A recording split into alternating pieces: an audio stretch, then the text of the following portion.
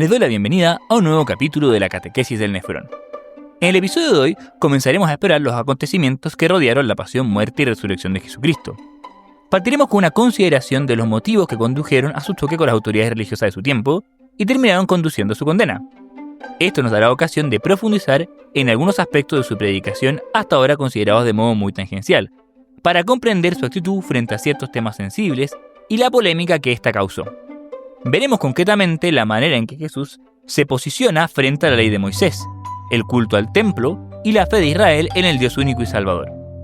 Pero veremos que más allá de los comprensibles malentendidos, los evangelios denuncian con severidad una fuerte desviación moral en quienes se opusieron a Jesús, que es lo que en la práctica resultó más determinante en el desenlace de los acontecimientos.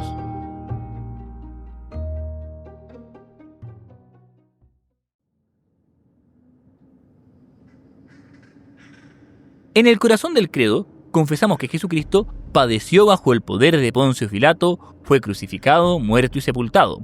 Esta alusión sorprendentemente precisa al papel del gobernador de Palestina que finalmente emitió la condena no es trivial, pues cumple la función de situar la muerte de Cristo como un acontecimiento histórico cuyas circunstancias pueden ser bien precisadas, y no como un mero mito o relato legendario. Lo mismo hay que decir de los detalles específicos con que se singulariza el evento. Fue crucificado, murió y se le sepultó. Estas expresiones están destinadas a enfatizar la realidad de la muerte de Jesús como un hecho palmario que debe ser íntegramente aceptado. Por supuesto que esa insistencia en la historicidad material de los acontecimientos no debe ser contrapuesta a la fe en su significado espiritual y trascendente. La pasión, muerte y resurrección y ascensión de Cristo a los cielos constituye lo que la tradición ha llamado frecuentemente misterio pascual de Cristo, porque ocurrió precisamente en el contexto de la Pascua judía, cuyo significado redentor consumó a través de su propio paso desde la fragilidad de esta vida terrena a la gloria definitiva del cielo. El Catecismo nos recuerda al comenzar a tratar este tema que el misterio pascual de la cruz y de la resurrección de Cristo está en el centro de la buena nueva que los apóstoles y la Iglesia a continuación de ellos deben anunciar al mundo.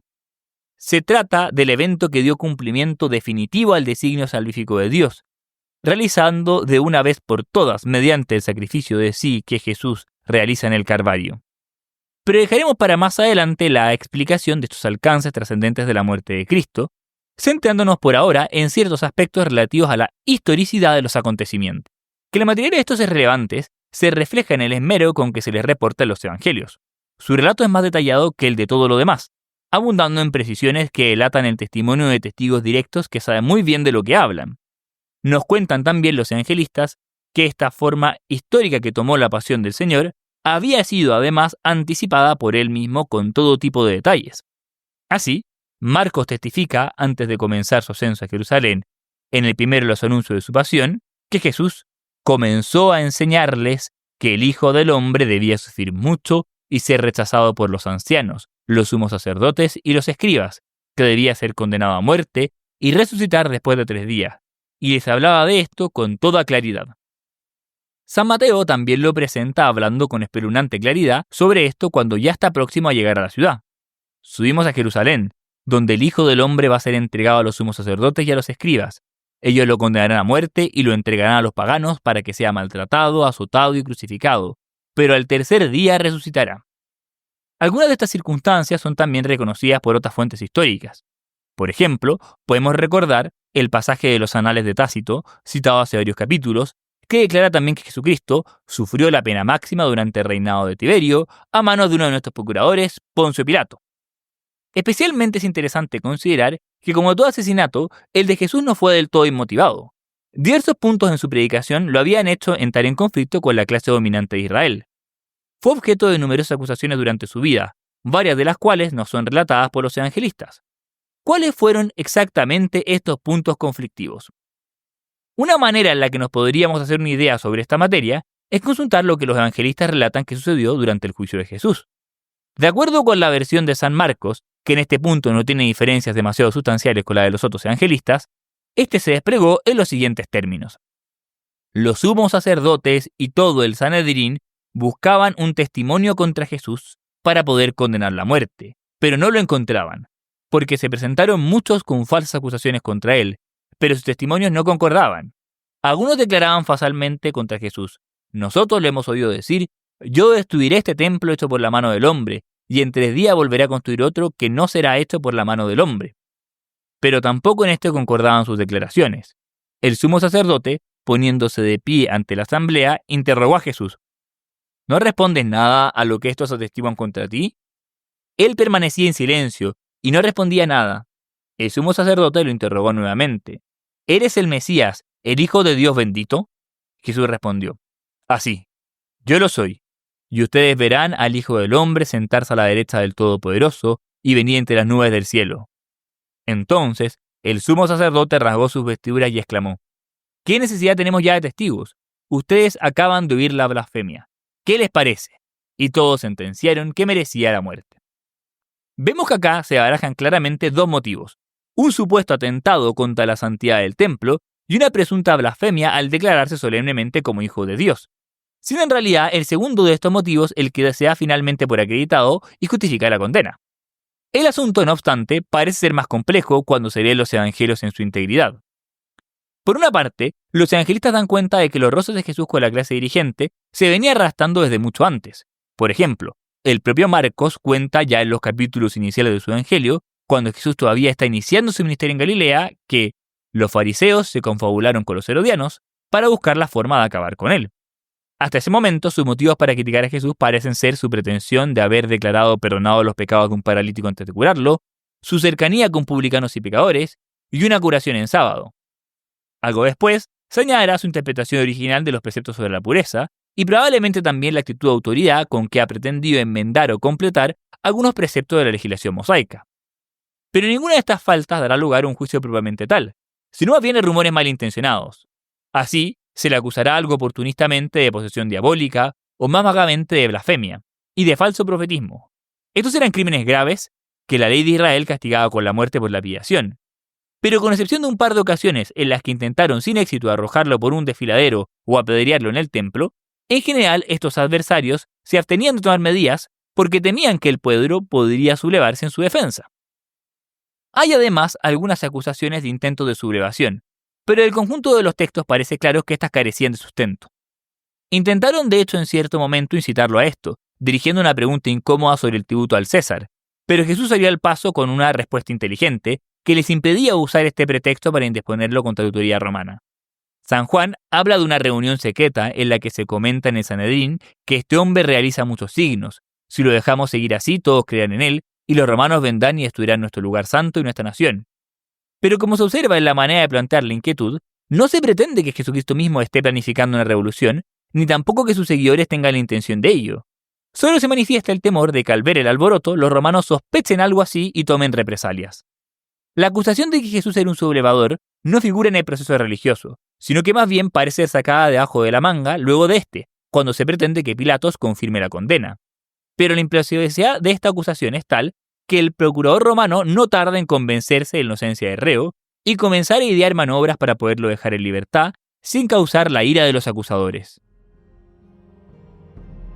Lo más importante son en realidad unas supuestas faltas religiosas.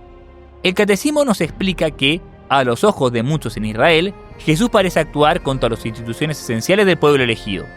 Estos atentados se concentran en 3 puntos. Primero, supuestos atentados contra la integridad de los preceptos mosaicos, tanto contra los explícitamente escritos como contra las tradiciones interpretativas orales que para los fariseos podían tener casi el mismo valor. Segundo, atentados contra la santidad del templo de Jerusalén, lugar que según sus creencias Dios habitaba de un modo privilegiado. Y tercero, atentados contra el estricto monoteísmo hebreo, que confiesa su fe en un Dios único cuya gloria nadie puede compartir. Cuando sintetizamos el Sermón de la Montaña, vimos que en este Jesús hacía cierta contraposición entre las prescripciones de la legislación mosaica y la nueva ley espiritual que era su intención promulgar. Las bienaventuranzas que abren el discurso son un claro desafío a la lógica excesivamente humana desde la cual dicha legislación era comúnmente interpretada, según la cual existía cierto vínculo indisociable entre el respeto a la ley, la bendición de Dios y la prosperidad temporal. Jesús, en cambio, proponía una felicidad espiritual que se concedería a quienes desde criterios humanos tuvieran todos los motivos imaginables para considerarse desgraciados, y que por lo mismo eran comúnmente tenidos como malditos de Dios. Ahora bien, justo antes de comenzar la parte del sermón en que comenzará a hacer una contraposición entre los preceptos recibidos de Moisés y la versión espiritualizada e interiorizada de las normas que propone el mismo, Jesús hace unas aclaraciones preliminares que no deben ser minusvaloradas. No penséis que he venido a abolir la ley y los profetas. No he venido a abolir, sino a dar cumplimiento. Sí, os lo aseguro, el cielo y la tierra pasarán antes que pase una jota o un ápice de la ley sin que todo se haya cumplido. Por tanto, el que quebrante uno de estos mandamientos menores y así lo enseñe a los hombres, será el menor en el reino de los cielos. En cambio, el que los observe y los enseñe, ese será grande en el reino de los cielos. Entonces, según sus propias palabras, Jesús no había venido a abolir la ley, sino a darle cumplimiento o perfeccionarla.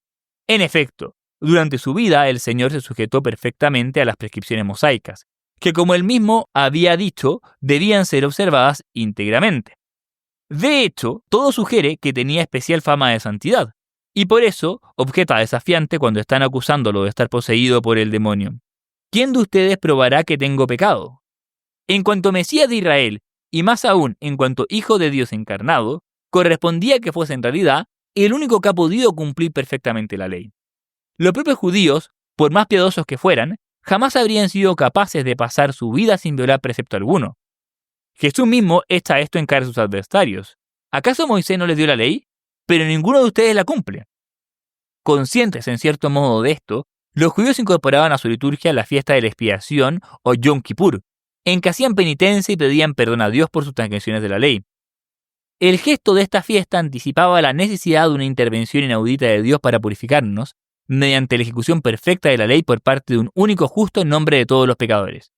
Así, Isaías había profetizado: mi servidor justo justificará a muchos y cargará sobre sí las faltas de ellos.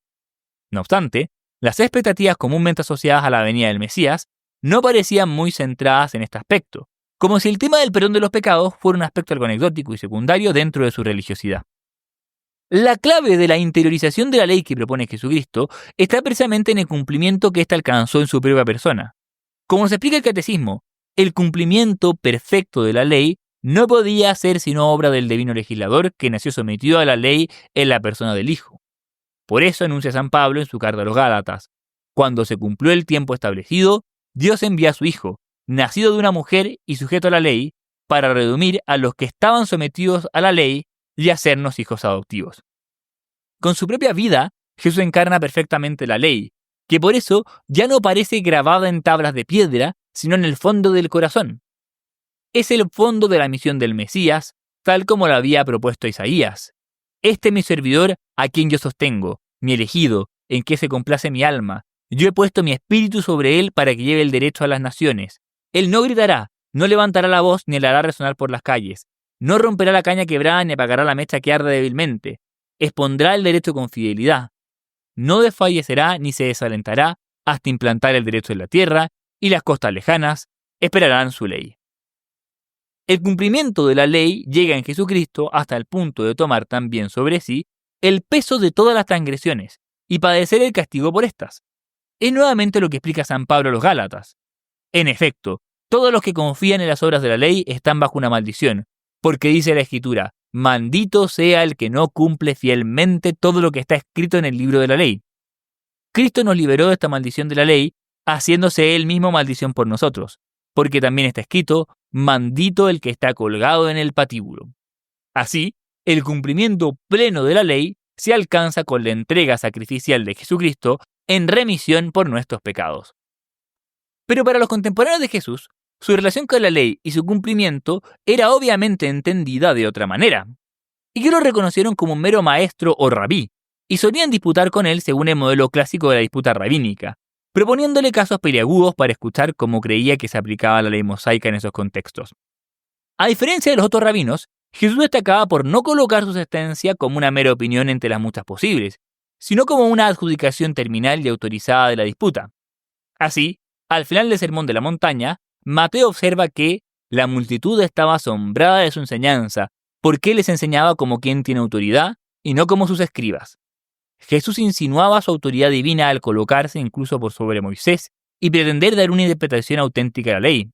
Su voz que se escucha en el Sermón de la Montaña no es en el fondo diferente de la voz que oyó Moisés en el monte Sinaí, la cual ahora habla de nuevo, no para el objeto de derogar los mandamientos, pero sí para revelar su significado definitivo. Existía entre los judíos, y particularmente entre los fariseos, un fuerte sentido de la integridad de la ley, no solo en su letra, sino también en su espíritu. Sus principios constituían un todo unitario. Por eso se dice en la carta de Santiago que quien observa toda la ley, pero falta en un solo precepto, se hace reo de todos. En el afán por subrayar este principio, algunos llegaron hasta el extremo de un celo religioso absurdo y patológico, que se desvivía por observar minucias y perdía de vista el espíritu de la ley y la adecuada jerarquía entre sus preceptos. Refiriéndose a esa actitud de celo desviado, Jesús dirá con severidad: «Ay de ustedes, escribas y fariseos hipócritas, que pagan el diezmo de la menta, del hinojo y del comino, y descuidan lo esencial de la ley, la justicia, la misericordia y la fidelidad. Hay que practicar esto sin descuidar aquello. Guías ciegos que filtran el mosquito y se tragan el camello». En efecto, los escribas y doctores de la ley solían ser a la vez muy laxos para algunas cosas y muy rígidos y minuciosos para otras. Uno de los gestos más polémicos de Jesús fue que en su interpretación con cierta frecuencia separase los preceptos divinos de las tradiciones humanas añadidas ulteriormente por los escribas, algunas de las cuales abiertamente desaprueba. Así, en lo referente a ciertas casuísticas exageradas en torno a los preceptos sobre la pureza e impureza legal, Jesús exclamó: «Hipócritas, bien profetizó ustedes Isaías en el pasaje de la Escritura que dice: este pueblo me honra con los labios, pero su corazón está lejos de mí. En vano me rinde culto, las doctrinas que enseñan no son sino preceptos humanos. Ustedes dejan de lado el mandamiento de Dios por seguir la tradición de los hombres». En la práctica, los fariseos acababan dando a la tradición interpretativa tanto o más peso que al contenido estricto de la ley. Por eso, Jesús les echa en cara ciertas interpretaciones retorcidas con las que anulan la palabra de Dios por la tradición que ustedes mismos se han transmitido. Así, criticó duramente sus casuísticas hipócritas. ¿Por qué ustedes, por seguir su tradición, no cumplen el mandamiento de Dios? En efecto, Dios dijo: honra a tu padre y a tu madre, y el que maldice a su padre o a su madre será condenado a muerte. Pero ustedes afirman: el que diga a su padre o a su madre, he ofrecido del templo los bienes que tenía para ayudarte, está libre de todos los deberes hacia ellos. Así ustedes, en nombre de su tradición, han anulado la palabra de Dios. Además, Jesús distingue aquellos preceptos que tienen un valor moral perenne de los preceptos jurídicos y ceremoniales de valor fundamentalmente pedagógico. Así, por ejemplo, Jesús pone fin a las prescripciones sobre la pureza de los alimentos, que tenían mucha importancia en la vida cotidiana de los judíos. ¿No saben que nada de lo que entra de afuera en el hombre puede mancharlo, porque eso no va al corazón sino al vientre? Y después se elimina en lugares retirados. Así Jesús declaraba que eran puros todos los alimentos.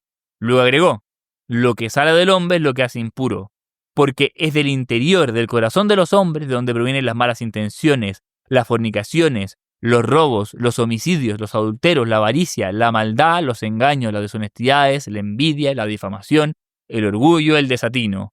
Todas estas cosas malas proceden del interior y son las que manchan al hombre. Otro punto de especial conflicto era la interpretación del precepto sabático. Con cierta frecuencia, sus enemigos acusarían a Jesús de no estar respetando el descanso legal al realizar curaciones milagrosas en ese día. Jesús contrarresta este razonamiento retorcido con argumentos que deberían haber sido aceptados desde la misma tradición rabínica, observando cómo el servicio a Dios o al prójimo no puede nunca estar prohibido ni suspenderse aunque sea sábado.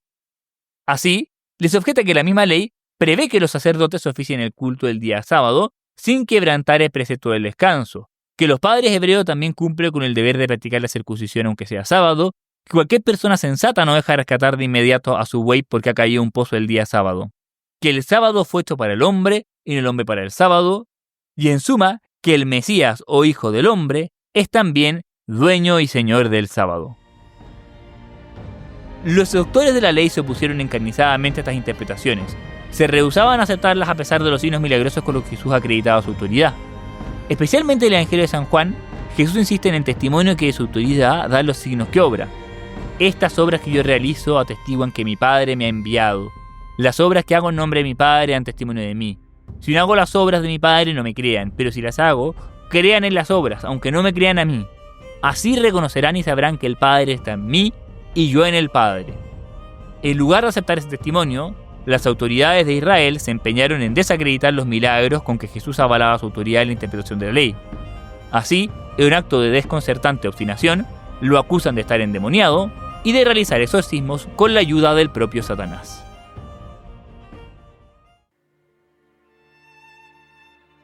El templo jugaba un papel fundamental en la religiosidad judía, porque ahí había sido depositada el Arca de la Alianza, signo de la presencia de Dios en medio de Israel. Aunque el arca se hubiera perdido tras la destrucción original del templo y el exilio de Babilonia, se seguía creyendo que el lugar del templo era diferente de cualquier otro, y que era este el único lugar apto para el culto sacerdotal. Solo en este lugar sagrado se podían ofrecer los sacrificios, y todo judío piadoso subía a Jerusalén con regularidad para participar en las grandes fiestas religiosas del pueblo. Jesús y sus discípulos profesaron un respeto profundo a este lugar sagrado, de cuyo culto también participaron regularmente. Así, Lucas cuenta en su Evangelio de la infancia que Jesús fue también presentado en el templo por sus padres, transcurridos los días para la purificación legal de la Virgen María, y que Jesús mismo comenzó a peregrinar al templo con sus padres desde los 12 años, e incluso que en la primera ocasión se quedó ahí para recordarle su dedicación exclusiva a las cosas de Dios. Especialmente el Evangelio de San Juan nos presenta su vida pública como estructurada en torno a las sucesivas peregrinaciones a Jerusalén, para participar en las grandes fiestas judías. Después de la resurrección de Cristo, los apóstoles siguen manifestando especial respeto al templo y su culto. Se nos cuenta en los Hechos de los Apóstoles que ellos frecuentaban a diario el templo, donde iban a orar y también a enseñar. En ese sentido, Jesús y sus seguidores reconocían que el templo de Jerusalén era un lugar privilegiado para el encuentro con Dios. Es esto lo que inspira su polémico gesto de expulsar violentamente del edificio a los vendedores que se habían instalado en el atrio. A su llegada a Jerusalén, Jesús entró en el templo y echó a todos los que vendían y compraban allí, derribando las mesas de los cambistas y los asientos de los vendedores de palomas, y les decía: «Está escrito, mi casa será llamada casa de oración, pero ustedes la han convertido en una cueva de ladrones». San Juan narra una expulsión de los vendedores que tiene lugar no hacia el final, sino más bien al comienzo de la vida pública de Jesús. Y por lo mismo no es fácil discernir si se trata de episodios realmente distintos o de uno solo del que se reportan versiones diversas. Pero en lo que se refiere a las motivaciones, el evangelista coincide en que el gesto denotaba no un desprecio hacia el lugar, sino por el contrario la reivindicación de santidad. Así, en la versión de este evangelista, Jesús subió a Jerusalén y encontró en el templo a los vendedores de bueyes, ovejas y palomas, y a los cambistas sentados delante de sus mesas. Hizo un látigo de cuerdas, y les echó a todos del templo, junto con sus ovejas y sus bueyes. Desparramó las monedas de los cambistas, derribó sus mesas, y dijo a los vendedores de palomas: «Saquen esto de aquí, y no hagan de la casa de mi padre una casa de comercio». Y sus discípulos recordaron la palabra de la Escritura: «El celo por tu casa me consumirá». Lejos de haber sido hostil al templo, Jesús expuso en él sus enseñanzas más esenciales. Manifiesta su respeto por este culto mandando a los leprosos que se presenten ante los sacerdotes para acreditar su purificación, prohibiendo que se hagan juramentos vanos sobre el templo, u ordenando a Pedro, muy poco después de que lo nombrase cabeza de su iglesia, que pague junto con él el respectivo impuesto, pese a que considera que estrictamente sus discípulos estaban exentos de aquel. Se explicó hace unos capítulos que Jesús arrojó sobre el templo una profecía terrible anunciando su inminente destrucción. ¿Ven todo esto? Les aseguro que no quedará aquí piedra sobre piedra, todo será destruido. Sus enemigos distorsionaron estas palabras, en parte porque no las entendieron y en parte con mala intención. La destrucción del templo no era algo que Jesús deseara ni incitara, sino únicamente un signo de la llegada de los tiempos que se abrirían con su propia Pascua. Además de esta profecía, Juan reporta que hizo otra hacia el comienzo de su ministerio, cuando desafió a sus adversarios diciendo: «Destruyan este templo y en 3 días lo volveré a levantar». Esta segunda profecía es muy significativa, porque como explica San Juan, con ella se refería al templo de su cuerpo. Es decir, Jesús está identificando con el templo, y por lo tanto, indicándose como morada definitiva de Dios entre los hombres. Su muerte corporal en la cruz anticipa por ello la destrucción del templo, que marca la inauguración de una nueva era en la historia de la salvación. Es esto lo que quiere decir a la samaritana cuando declara que llega la hora en que ni en esta montaña ni en Jerusalén se adorará al Padre. Ustedes adoran lo que no conocen. Nosotros adoramos lo que conocemos, porque la salvación viene de los judíos. Pero la hora se acerca y ha llegado en que los verdaderos adoradores adorarán al Padre en espíritu y en verdad, porque esos son los adoradores que quiere el Padre. Dios es espíritu, y los que lo adoran deben hacerlo en espíritu y en verdad. Estas profecías fueron deformadas por falsos testigos durante el proceso de Jesús, los cuales declararon que Jesús había manifestado su intención de destruir el templo para edificar otro nuevo en 3 días. Pero deben sentirse en que la acusación era infundada, y de hecho finalmente no prosperó. Jesús anunció una renovación del santuario que implicaría su próxima destrucción y reconstrucción, queriendo significar por un lado la destrucción de su cuerpo por la muerte y la reconstrucción del mismo por la resurrección, y por otro, el término de la antigua alianza y la instauración de la nueva. Dentro de la nueva alianza hay un culto espiritual, pero un espiritualismo desencarnado que prescinde por entero los espacios sacros. El templo siguió jugando un papel importante, pero distinto del que jugó en la antigua alianza. Dios habita primordialmente en los corazones de los fieles, pero además la persona de Jesús se hace presente de manera completa y real en la Eucaristía. Al lado de estas presencias, la de Jerusalén se muestra como puramente simbólica e imperfecta. Dios se ha hecho presente en esta tierra, en el cuerpo de Jesucristo, que hoy inhabita los sagrarios de nuestras iglesias. Pero también, de un modo místico, se extiende por todos los fieles, que son como sus miembros, las piedras vivas del templo de la nueva alianza.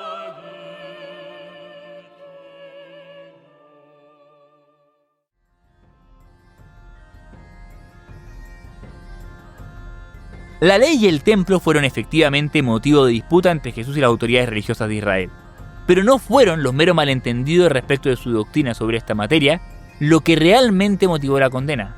Al contrario, hemos visto al leer el relato del juicio al comienzo de este capítulo que ninguna de esas acusaciones logró realmente prosperar. Lo que en último término determinó la condena de Jesús no fue lo que las autoridades no entendían de su enseñanza, sino más bien aquello que entendieron demasiado bien: que Jesús no se presentaba solo como un profeta, ni siquiera solo como el esperado Mesías descendiente de David. Lo que determinó su condena es que comprendieron que Jesucristo se estaba igualando a Dios Padre. Para entender cómo fue saliendo a la luz este aspecto de su predicación, tenemos que volver al problema del tipo de redención que Jesucristo estaba proponiendo. Pese a su fuerte expectativa mesiánica, las autoridades de Israel no podían entender la actitud familiar y amistosa de Jesucristo hacia quienes consideraban pecadores. Como expone Lucas en un episodio característico reiterado en los Evangelios, los fariseos y los escribas murmuraban y decían los discípulos de Jesús: ¿por qué ustedes comen y beben con publicanos y pecadores? Pero Jesús tomó la palabra y les dijo: no son los sanos los que tienen necesidad de médicos, sino los enfermos. Yo no he venido a llamar a los justos, sino a los pecadores, para que se conviertan. Es ante su resistencia a comprender esto que Jesús relata las palabras de la misericordia que comentamos hace un par de capítulos. Dijo una provocativa parábola contra quienes se tenían por justos y despreciaban a los demás, en la que contrasta el modo prepotente de orar de un fariseo con la humilde petición de perdón que dirige un publicano. Con crudeza, San Juan presenta a los miembros del Sanedrín que desprecian el testimonio del ciego nacimiento que Jesús acababa de curar, diciéndole: ¿tú naciste lleno de pecado y quieres darnos lecciones? Esta actitud de desprecio hacia quienes consideraban pecadores indignos de participar de las promesas mesiánicas bloqueó sencillamente su comprensión de la misión redentora del Mesías. No comprendieron la actitud de Jesucristo porque se resistían a aceptar la universalidad del pecado como la verdadera atadura de la que el pueblo tenía que ser liberado. Era esa la libertad que Jesús les estaba ofreciendo al decir: les aseguro que todo el que peca es esclavo del pecado. El esclavo no permanece para siempre en la casa. El Hijo, en cambio, permanece para siempre. Por eso, si el Hijo los libera, ustedes serán realmente libres. Para que comprendieran el sentido de esta noticia de liberación, era necesario que, sobre todo, vieran cómo el pecado alcanzaba a sus propias vidas. En la predicación de Cristo hay alusiones constantes a la idea de un Dios misericordioso que no abandona al pecador, sino que acude a él para sanarlo. Al hablar de esta manera, Jesús se ponía en un escalón superior, desde el que estaba en cara a los escribas y sacerdotes sus propias faltas, y comparaba su propia actitud misericordiosa hacia los pecadores con la actitud de Dios frente a todos los hombres. Al comer con los pecadores, Jesús está arrogándose la facultad de purificar él mismo su pecado mediante su presencia. No le importa que su pasado haya sido indigno, porque es él quien los hace dignos. Pero esto significa que Jesús les está proponiendo un Mesías capaz de perdonar las faltas y admitir a todos con él en el banquete mesiánico. No se limita a administrar justicia e instaurar la victoria definitiva de Israel sobre sus enemigos, como se esperaba que hiciera el Mesías, sino que convoca así a todos esos enemigos y los invita a unirse al pueblo de la nueva alianza, al que accederán mediante la fe en el poder salvífico de su persona. Esto planteaba un dilema muy severo, porque los judíos comprendían bien que las expresiones tan absolutas como las que estaba usando Jesús solo tienen sentido en la boca del propio Dios. Fue sobre todo al perdonar los pecados que Jesús escandalizó a las autoridades, que con justa razón protestaban: ¿quién puede perdonar los pecados si no solo Dios? La actitud de Jesús en esta materia solo podía interpretarse de dos maneras. O era un hombre más blasfemo que se igualaba con el propio Yahvé, o decía la verdad y por lo tanto tenía una verdadera condición divina. Las autoridades religiosas del pueblo claramente decantaron en la primera dirección. No queremos apedrearte por ninguna obra buena, sino porque blasfemas, ya que, siendo hombre, te haces Dios. Solo la divinidad de Jesús podía justificar exigencias tan radicales como las que planteaba, diciendo cosas como: tus pecados te son perdonados, el que no está conmigo está contra mí, acá hay alguien que es más que el templo, acá hay alguien que es más que Jonás, acá hay alguien que es más que Salomón. Antes de que naciera Abraham, yo soy. El Padre y yo somos una sola cosa. Jesús reclamaba de sus contemporáneos que creían en él, aunque solo fuera en virtud de las obras maravillosas que por su intermedio realizaba el Padre. Pero tal acto de fe rendía requería de mucha humildad, un verdadero morir a sí mismos para volver a nacer de lo alto, atraídos por la gracia divina, para acceder con él a otra forma de vida. El cumplimiento de las promesas que estaba anunciando sencillamente escapaba a todas las categorías de sus contemporáneos. Para ellos, la idea de un Mesías divino y salvador que perdonaba los pecados era sencillamente inconciliable con el monoteísmo. La perspectiva de una Santísima Trinidad Redentora, un solo Dios en el que coexisten a la vez el Padre, el Hijo y el Espíritu Santo, era sencillamente contradictoria y blasfema. Por eso, estimaron que Jesús era un impostor y que merecía la muerte. Si bien San Juan suele referirse a estos enemigos de Jesús de modo indistinto como los judíos, parece ser que se refiere sobre todo a las autoridades religiosas de Jerusalén. Pues los evangelios suelen también presentar a Jesús como contando, al menos en ciertos momentos de su vida pública, con un relevante apoyo popular. En ese sentido, hay que tener cuidado de no apresurarse a hacer juicios generalizados frente a los judíos como raza, buscando en los evangelios un pretexto fácil para justificar el antisemitismo, como si los judíos de ese entonces y sus descendientes fueran colectivamente culpables de haber cometido un deicidio, y desde entonces debamos considerarlos una especie de raza maldita. Además, las relaciones de Jesús con las autoridades religiosas hebreas también son complejas, pues hubo algunos entre ellos que sí lo aceptaron como Mesías. No falta la ocasión en la que el mismo Jesús alaba a algún escriba, como cuando dice a alguno que responde con sensatez a una pregunta: tú no estás lejos del reino de Dios. También Lucas lo presenta al menos 2 veces comiendo en casa de alguno de ellos. De más está también recordar figuras como Nicodemo o José de Arimatea, ambos miembros del Sanedrín, que no consintieron a la condena de Jesús y valientemente sacaron la cara por él tras su muerte, cuando los demás discípulos habían huido. En lo que se refiere a las principales doctrinas fariseas, Jesús parece estarlas confirmando. Se manifiesta a favor de la resurrección de los muertos, de prácticas piadosas como la limosna, el ayuno y la oración, la santidad del mandamiento del amor a Dios y al prójimo. De hecho, al comienzo de su diatriba más agresiva contra este grupo, considera en su favor: los escribas y fariseos ocupan la cátedra de Moisés. Ustedes hagan y cumplan todo lo que ellos les digan. No obstante todo lo anterior, no se puede perder de vista que Jesús dirige palabras muy duras a las autoridades judías. En ese sentido, sería una ingenuidad pensar que su condena fue el mero desenlace fatal e inevitable de una incomprensión fatídica desde la que no había culpa alguna. Al final, detrás de la ejecución de Jesús, no había mero malentendidos, sino un desorden moral de raíz, que fue lo que realmente determinó la resistencia de muchos oyentes a la enseñanza de Jesús. Lo despreciaron en parte por ignorancia, pero en parte también por un progresivo endurecimiento de sus corazones. Jesucristo ilustra este fondo culpable de la resistencia con una osada parábola que dijo a propósito de la clase dirigente en los últimos momentos de su ministerio. Un hombre poseía una tierra y allí plantó una viña, la cercó, cavó un lagar y construyó una torre de vigilancia. Después la arrendó a unos viñadores y se fue al extranjero. Cuando llegó el tiempo de la vendimia, envió a sus servidores para percibir sus frutos. Pero los viñadores se apoderaron de ellos, y a uno lo golpearon, a otro lo mataron, y al tercero lo apedrearon. El propietario volvió a enviar a otros servidores, en mayor número que los primeros, pero los trataron de la misma manera. Finalmente, les envió a su propio hijo pensando, respetarán a mi hijo. Pero al verlo, los viñadores se dijeron, este es el heredero, vamos a matarlo para quedarnos con su herencia. Y apoderándose de él, lo arrojaron fuera de la viña y lo mataron. Cuando vuelva el dueño, ¿qué les parece que hará con aquellos viñadores?